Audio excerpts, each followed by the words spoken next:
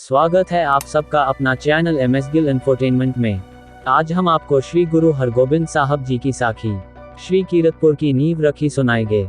1626 पीर बुधन शाह जी श्री कीरतपुर साहिब में दो घरी गांव में एक ऊंची पहाड़ी पर रहते थे। गुरु नानक देव जी 1517 में इस जगह पर आए। उन्होंने अपना ध्यान और आध्यात्मिक बातचीत की। श्री गुरु नानक देव जी ने यहाँ मक्की की रोटी और बकरी का दूध ग्रहण किया। इस जगह पर मक्की की बहुत अच्छी फसल होती थी।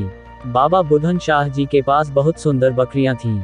एक शेर इन बकरियों को चराने के लिए जंगल में ले जाता था और अन्य जंगली जानवरों से उनकी रक्षा भी करता था। इस क्षेत्र में मक्के की खेती होती थी। गुरु नानक देव जी इस क्षेत्र का वातावरण देखकर प्रसन्न हुए, जहां एक शेर बकरियों की रखवाली कर रहा था। पीर बुधन शाह ने श्री गुरु नानक देव जी से और अधिक समय तक रुकने का आग्रह किया। गुरु नानक देव जी ने कहा कि मैं छठे जमा में यहाँ आऊँगा, आपसे एक कटोरा दूध मांगूंगा। उसे दूध दोगे मैं और छठे पातशाही दूध ग्रहण करेंगे और इस क्षेत्र को बसाएंगे।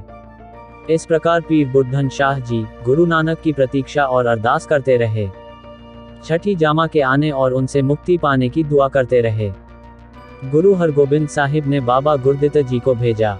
उन्होंने पीर बुधन शाह जी से स्वयं मिले तथा एक कटोरा दूध भी मांगा और ग्रहण कर आनंद लिया। गुरु जी ने 1612 में केहलूर के राजा ताराचंद को ग्वालियर की जेल से मुक्त कराया। उनकी इच्छा थी कि गुरुजी आएं और इस क्षेत्र को बसाएं। गुरुजी ने यह जमीन पीर बुधन शाह बाबा की इच्छा के अनुसार राजा ताराचंद से खरीदी थी। गुरदित्त जी ने शहर की नींव खोदी। पीर बाबा बुधन शाह द्वारा नींव रखवाई गई। बाबा बुढ़ा जी ने अरदास की। गुरुजी चरण कमल वाले स्थान में विराजे थे। नगर का नाम कीरतपुर रखा गया तो सभी में बड़ा उत्साह हुआ। वहां ध्यान और शांति का माहौल था।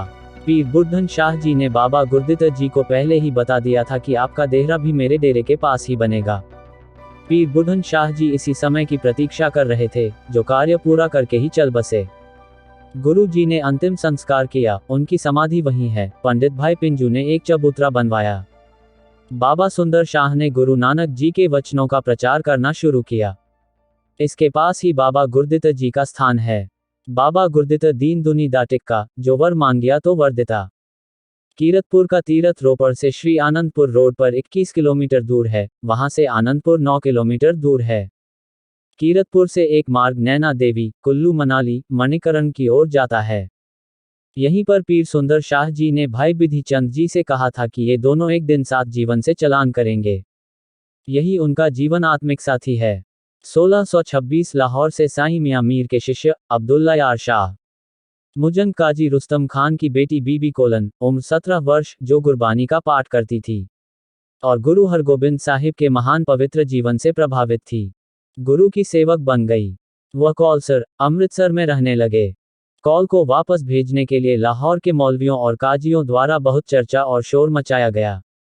चंदू के बेटे करमचंद, सोरी मेहरबान और सुलही खान के बेटे जमाल खान ने बीबी कौल की वापसी के लिए लोगों को गुरु के खिलाफ भड़काया। गुरु जी ने बीबी कौलान के निवास कौलसर में लंगर की व्यवस्था की। बालक अटल राय, तेग बहादुर, मोहन आदि बच्चे उसके आंगन में खेलते और अपने हृदय के उपदेश देते थे। साखी सुनने के लिए शुक्रिया दोस्तों। हम कल फिर से एक और साखी के साथ हाजिर होंगे। आगे भी और सिख इतिहास साका एवं घटनाएं जानने के लिए बने रहे हमारे साथ। वाहेगुरु जी दा खालसा, श्री वाहेगुरु जी दी फतेह।